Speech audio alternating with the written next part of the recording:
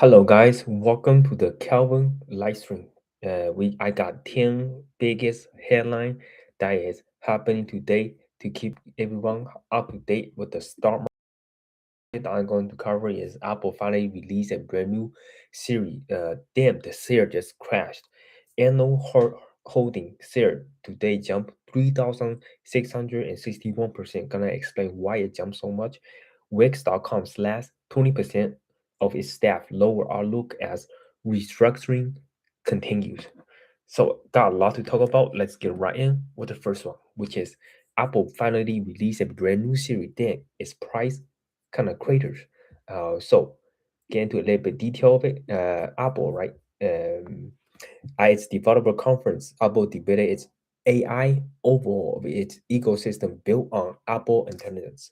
The new Siri move away from the rigid template response to large language model framework that allows it to retain context between back-to-back prompts. So this is kind of exactly the same as uh, ChatGPT or Claude. Crucially, it introduced on-screen awareness. It's allowing its AI to parse what you're looking at and take action across third-party apps. Finding the number in this email and add it to my calendar. So it can do this is an example that it gave on the screen where you can tell it to set reminders or you can tell it to kind of look into like today's stock market or open a brand new YouTube, open a music video. But after the announcement, share fell 2% because the Wall Street viewed the announcement as catch-up mechanism rather than new groundbreaking kind of frontier.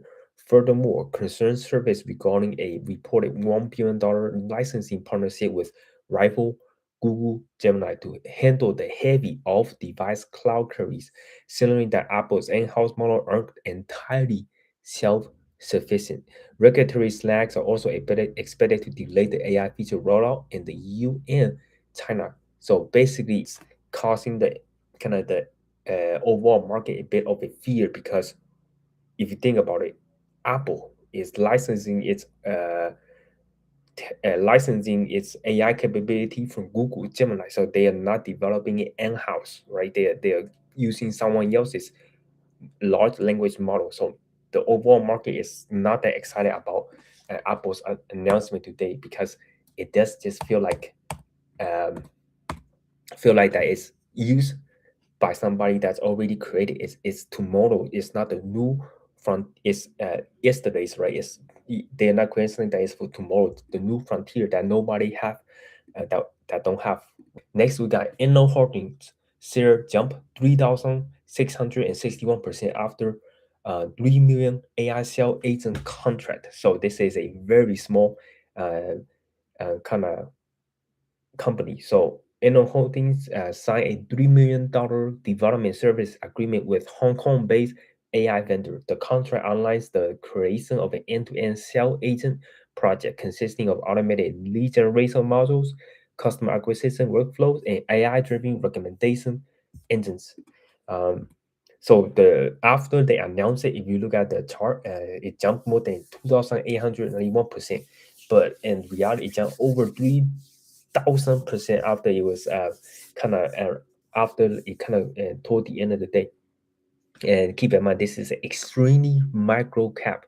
Inno is historically operate as a low margin steel framing manufacturer before changing its strategy to trade pre-owned electronics. The company is tiny with annual revenue hovering just 2.8 million $8 million alongside multi-million dollar net loss. So it's still losing profit because the stock had a um, kind of like a really small market valuation of 10 million and it's incredibly small public float retail pile in on the AI headline. So this is kind of classic of a stock that just have a AI attached to it and the market just getting way too excited about this stuff. But in reality, you don't really want to pay attention just to the headlines because I am using AI now, but as I invest all my money. That is not the case right here, right? You just kind of wait and see how that play out in reality. you might lose all your money because you have no idea what is going on with the company. A lot of day traders pile onto it because they think that it is the next. Maybe they don't think it's the next frontier of AI. They just want to make some quick buck. That Wix.com slash is 20% of its staff lowers outlook as restructuring continues. So Wix is a website builder.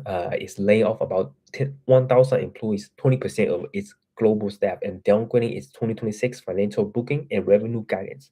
CEO Avisai Abrahami did a detail that a painful corporate intersection. Over 60% of its core engineering base is anchored in Israel, meaning the severe strengthening of the Israeli uh, has kind of has heavily inflated operational costs against USD dominated revenue.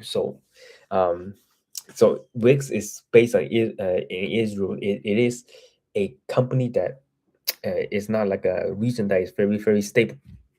And another thing that is even more fear than the country itself, the location, is the rise of prompt AI website generators has altered the sector completely, right? If you think about it, Wix is forcing aggressive restructuring to cut middle management and pivot toward lean AI native engineering role to prevent being entirely distracted by cheap automation tools. Share fell 8% on fear of decelerating core revenue. So Wix does have like a base 88, which is a kind of like an AI generator, but it's still not enough because people can use other AI tools like Figma. They have an AI generating tool right now, and right now Wix is just in a very bad spot to kind of try to figure things out because at the age of AI, nobody is really kind of manually building website right now. They're using AI to help them build faster and maintain and more cleaner than what they used to be. So the age of AI is just completely different for Wix.com. Next up, we got to take legal action against Israeli spyware firm NSO fails phishing attacks. Um, So Meta filed detailed brief in U.S. federal court accusing Israel NSO Group of continuously deploying sophisticated phishing campaigns already targeting WhatsApp users.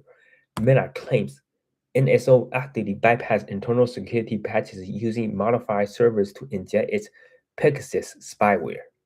This violates especially extending U.S. court injunctions aimed at restraining NSO cyber surveillance capabilities. For Meta, defending the absolute integrity of WhatsApp end-to-end encryption is essential to keeping its mass enterprise and consumer messaging base intact. So, of course, every company, right, is if they have a really big user, they always gonna get some kind of attack from the foreign forces. Pentagon expands list of China military link farms to include Alibaba, Baidu, and fresh blow to diplomatic door. So the U.S. Department of Defense updated its Section 1260H blacklist, adding e-commerce king Alibaba, internet giant Baidu, and electric vehicle manufacturing BYD. The Pentagon legally designated these as Chinese military link companies operating under Beijing's military civil fusion strategy. While it does not invoke immediate asset freeze, the designation instantly disqualified these multi-billion-dollar company from winning any U.S. military or defense procurement contracts. More dangerously, it signaled imminent regulatory risk to large American index, prompting a 1 to 2% sell-off in the shares. So this is not looking good if you're an investor in the kind of the Chinese companies like Alibaba, right? Because the government, U.S. government, made it clear that we do not want to do any business with the Chinese companies because it is linked to highly to the kind of the U.S. communist, not the Chinese Communist Party. So the U.S. just want to make sure that they are protected from any of the kind of foreign influence, stealing like crucial and confidential military information that will give the the Chinese an upper edge. So that's why the US is stepping up its games. Number six, Klarna launched a saving account in the US with over 3% APY. So Klarna, as you may know, is a kind of like a lending service. Ahead, ahead of its highly anticipated initial public offering, so Klarna is about to go IPO. Swedish fintech firm Klarna launched high yield savings account in the US market, offering competitive yield up to 3.28%. So as you know, Clara's like core business model, buy now, pay later, is deeply vulnerable to high microeconomics interest rate and consumer credit default. So why are they doing it? By transitioning into a deposit taking digital bank, right?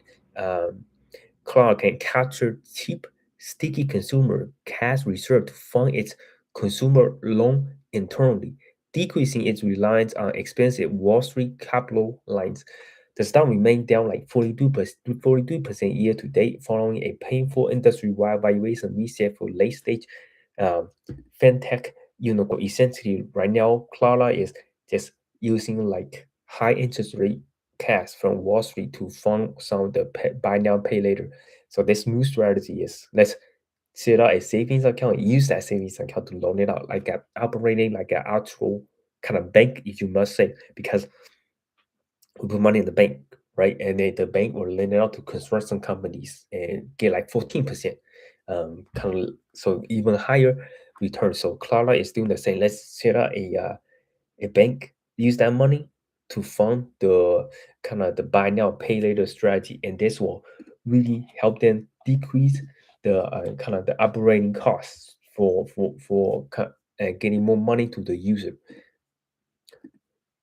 Britain begins formal review of Paramount's 110 billion Warner Bros. Deal. So Britain is you don't want to play with Britain. They are very strict. So the UK Competition and Market Authority, also known as CMA, opened a formal investigation into Paramount's guidance staggering $110 billion cash buyout of Warner Bros. Discovery. Regulators are probing whether combining the two massive streaming footprint, Paramount Plus and Max, alongside their respective movie studios, will create a monopoly that spikes subscription rates and hurt theater distribution in the UK. And simultaneously, the UK government is heavily reviewing its $330 million National Health Service centralized data platform contract with Palantir ahead of its critical 2027 revenue window. The review follows massive domestic pushback over a U.S. defense link firm handling sensitive public medical record. So they just want to make sure that first thing is the paramount.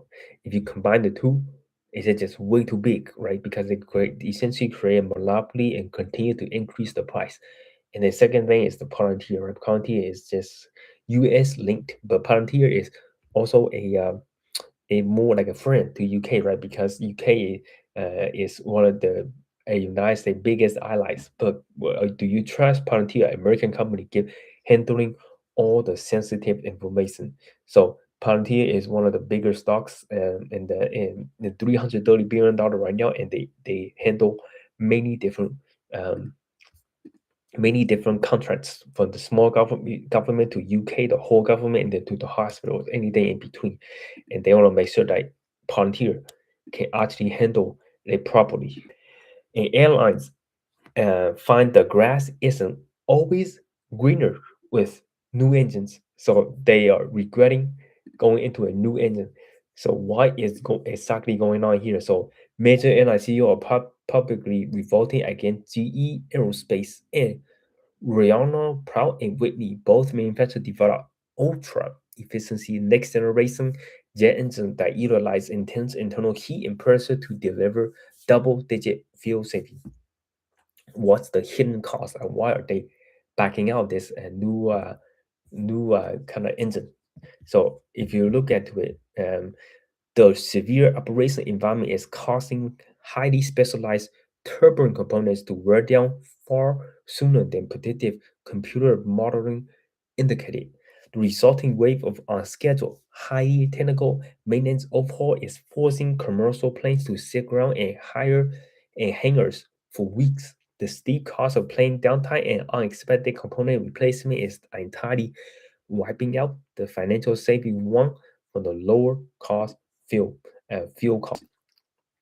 So this is a pretty kind of dynamic where you don't really want to be in it. It's in a kind of they essentially are in a pickle because they thought the new engine would help them save fuel, but in reality, it just breaks down a lot quicker. It's like you buy something from Temu, right? And you thought like, hey, the quality might be pretty good, can use it long. You got something quick and it broke down in a couple of days. So that's kind of the reason that a lot of airlines are walking back on the new kind of engines and want to step back from it and review it because you park the airplane in the parking lot, it's eating costs because you're not getting people, transporting people. If you're not transporting people, you're losing. Micron, one of the hottest stock in the market, experienced intense volatility, surged 10%. So, high bandwidth memory manufacturer Micron experienced surging 10% just 1 trading session after plunging 13%. So, Micron is sitting at the epicenter of a microeconomic tug of war. Its long orders books are completely full due to relentless global demand for AI center memory hardware.